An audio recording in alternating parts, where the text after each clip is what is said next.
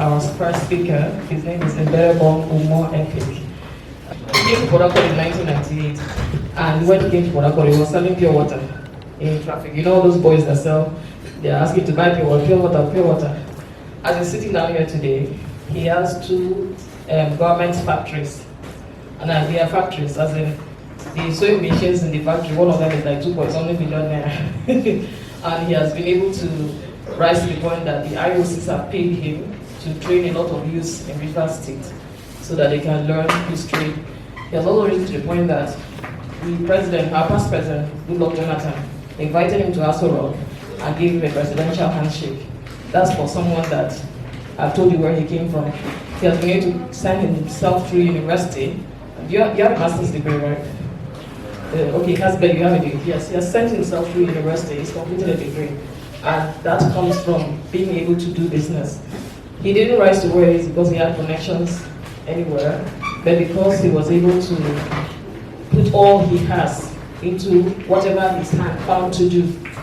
So he gave it all, and he was persistent. Because I'm sure you can understand that somebody that has been able to go through that has probably faced a lot of obstacles, both internal obstacles and external obstacles. You know what I mean by internal obstacles and external obstacles?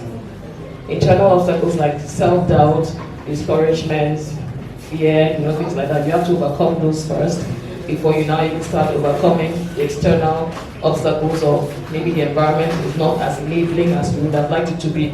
NEPA issue, bad road, poor infrastructure, all those are external things. But before you can even overcome the external things, you have to overcome the internal things. So someone that has been able to do that, I would like you to listen to him just for a few minutes. He also has a short video he wants to show us that will probably bring home what it is that he's trying to tell us this morning. Thank you very much, and welcome, Mr. Wearguard of Umoefik. Thank you. That has been a platform that I have put myself over the years, and I've been able at every point in time to see myself ahead of obstacles, challenges, troubles of any kind in business. I am in the textile and fashion industry. As a business, we are called Pride Garment. The story of hawking and whatsoever petty trading is something of the past, but I started a life in business when I became a tailor. I've been a roadside tailor, and I was unsatisfied both with the product I was giving out and with my performance. So I sought for change. I sought for knowledge because I wanted to improve. In 1996, I was a tailor in my place in Mbetobong State, moving to Port Harcourt in 1998 to serve someone. I will not bore people with the story, but I'll just put a rundown. There are a few questions I'm always asked every time I find myself somewhere. They will say a brief about the story in the business. As Pride Garment we are, our business is making dress that we all wear here. But when I came to Port Harcourt, I saw an opportunity. As a common tailor then, the roadside tailor, my bet then was going about where I knew friends and people in organizations, sewing clothes and selling to them individually. But in most cases, since I am not an official, neither am I a contractor in those organizations, I am limited outside. At most, the security booths. But I will see some other young people walking to the companies, doing business with the company. I ask myself one question. I say, when will this organization order me to sew dress for all the people working for them, which will bring the lump sum I'm looking for to further build this business? I realized that time will never come. But I was able to identify what do this company use that is within my industry. I find out industrial work clothes. the regular uniform they use for the motion staffs and the coveralls. The skill I came to Port Harcourt with did not accommodate this part of the skill. I located where they were doing it locally. I had the training. I started proposing. I had to learn to write articles, to present somewhere, to say I can do this. I got the first opportunity in the year 2000. That was when a lump sum entered my hand. The exact figure, the word of the contract was 780,000 naira. After then, I see how sweet and interesting it was to handle big money. But I realized also what I used to give out was still not conforming with what have been gotten elsewhere, at least the imported ones. So I sought for training. So I had to start personal development. I make a search where I could go for training. I landed first in South Africa. That was a very long time, in 2006. And realized in South Africa it was dominated by the Chinese. My passion has always been Italian passion. In 2007, I went to Paris. From Paris, I moved to Italy. I settled with a company called Passion. You're going as a sojourner, you are paying the owner of the business to allow you to work for him so you can gain knowledge. This organization is basically into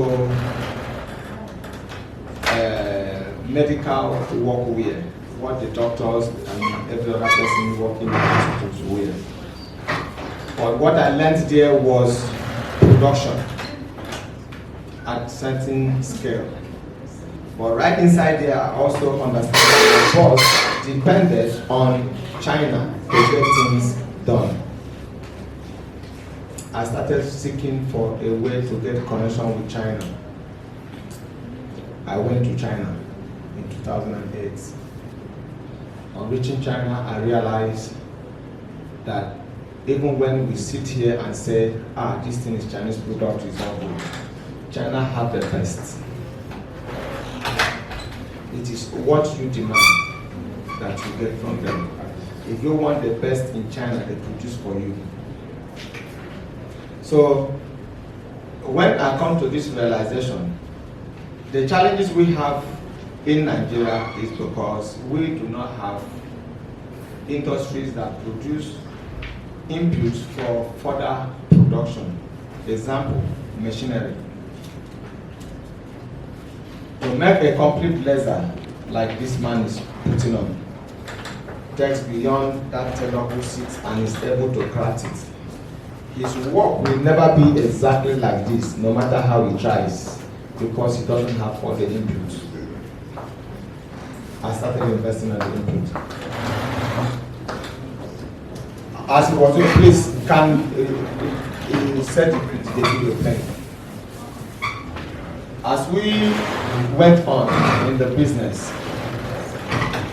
some people will ask, were there not challenges? My discovery in business is that challenges, just like business is dynamic, challenges are dynamic.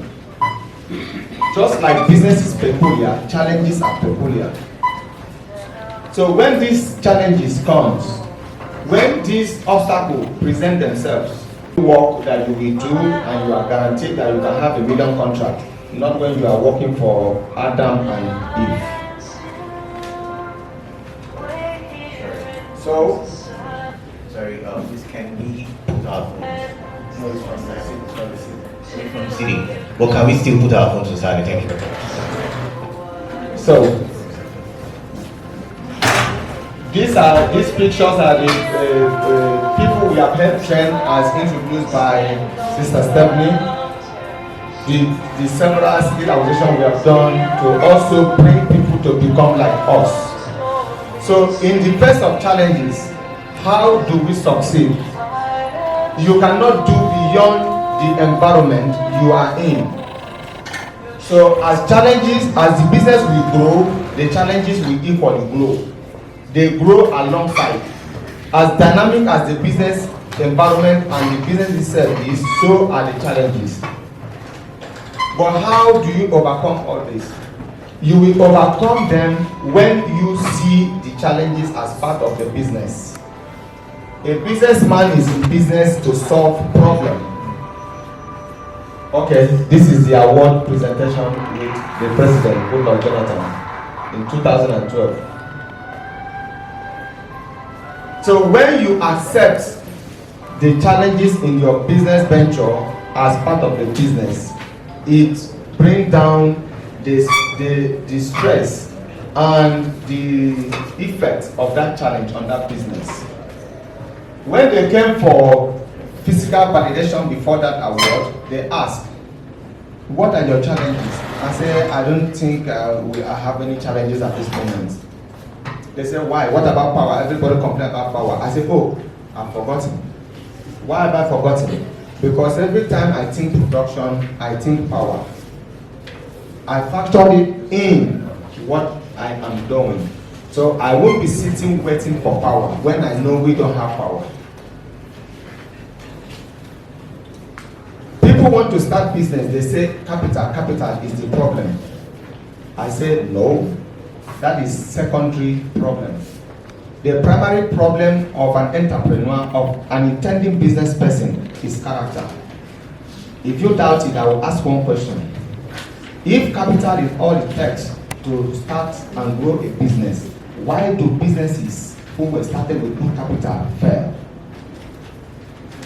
You realize that when you do not have the right attitude to your business, it will sink. So the first capital we should be talking about is attitude, which I believe is the reason for this kind of forum and what doing business have been discussing. Because the attitude of a businessman is quite different from any other attitude. If you are a salary earner, your attitude cannot be the same with a businessman. That's why when they talk about business plan, they are trying to teach you how to separate yourself from the business, separate entity concept in accounting. If there's any accountant here with us, Access Bank, separate entity concepts. When you cannot separate your business from yourself, you go into drawing, taking money from the business to feed yourself. One business might take 2 years to build and is stabilized, another might take 20 years. I'm not even stabilized. The only glory I have today is that I have some loads, overhead costs off my head because we are operating from our property. So the question of rent is off. If I may talk about challenge today, I see money everywhere. The challenge I have today is not money to do the business.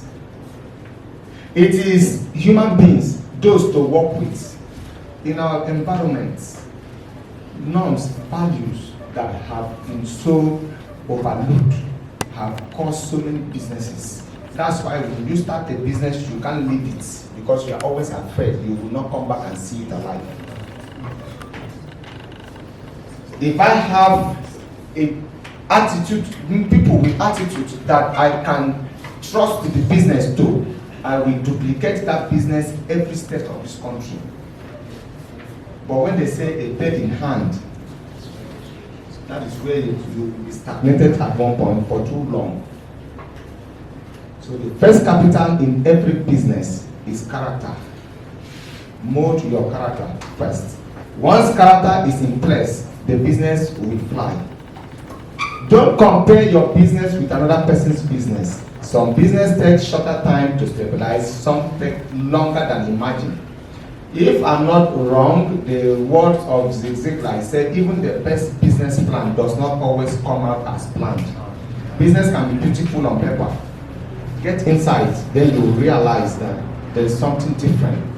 Because the dynamic nature of business and environment makes the paper, once you put it down, is static.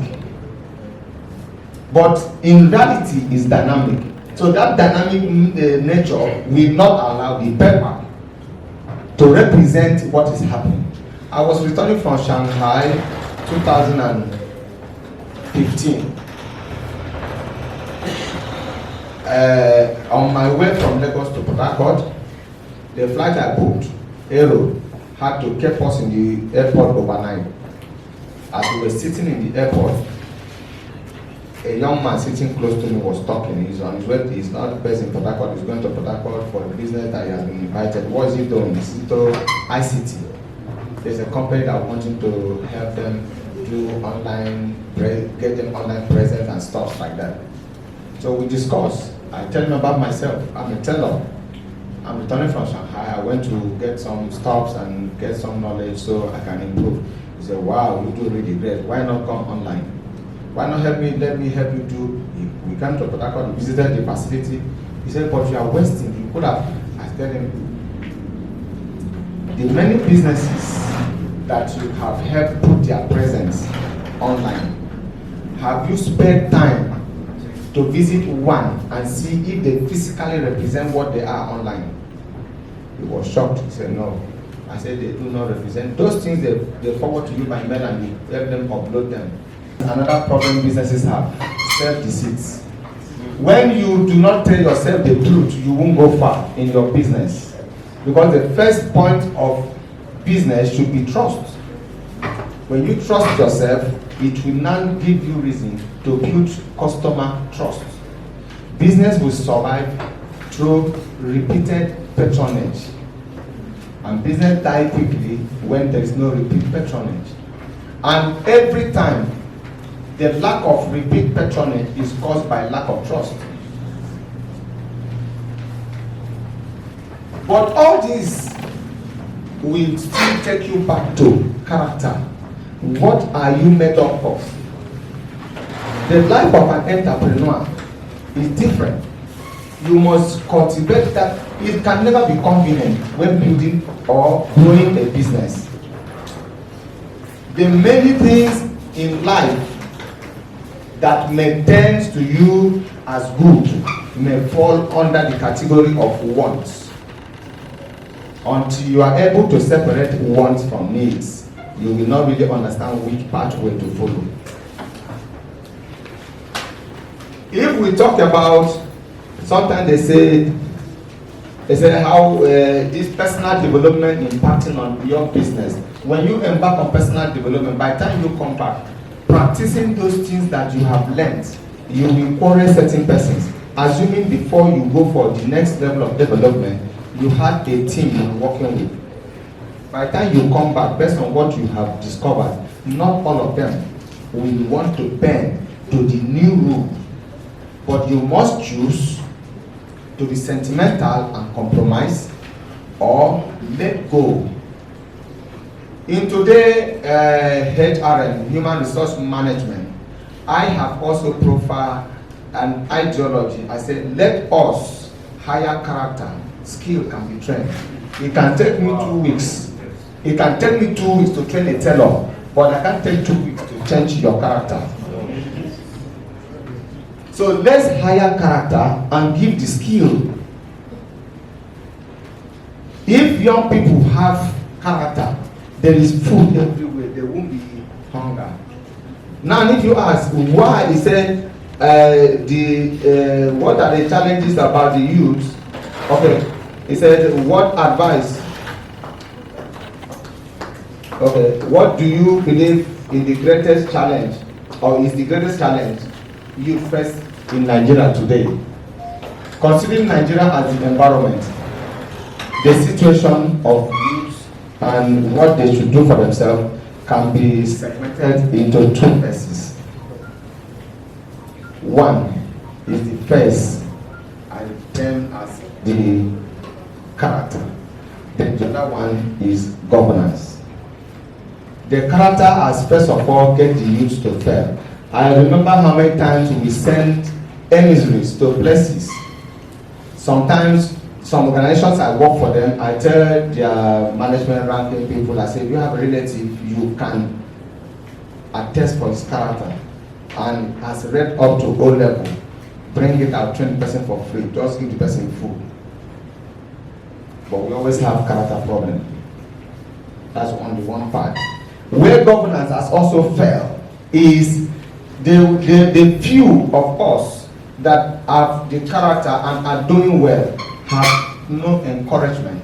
We do not have the environment that allow us to soar, then we could have become envy to those who are toying with what they are doing.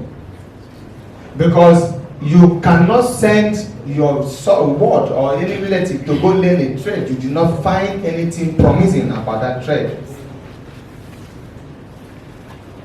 In the awakening of the oil and gas industry and the sudden wealth that the people, the employee in that sector used to amass, over a year he's able to build a house. Many people always fight, want the person to work in the rig and go offshore. If we have developed another industry to that extent, it will equally attract such passion to people. We are attracted by what we see. We are attracted by what makes life look good or feel good. You understand? But we also have few persons who are willing at every time to pay prices, to rewrite stories, to change status quo, to make things other than the traditional way of doing things. We have dwelled in a traditional pattern of doing things for too long, all because we have lacked good leadership. But it is not an excuse. No businessman have an excuse to fail. If you have decided to venture into business, you have at that moment decided to give away everything that gives you pleasure until you see your business survive. I live for nothing except that business. You will lose friends. You will lose even relatives. Most of, like I was talking about the team you build before you head for personal development. By the time you come back, you will lose some of them. All brought to character. Somebody's not willing to bend, you should break.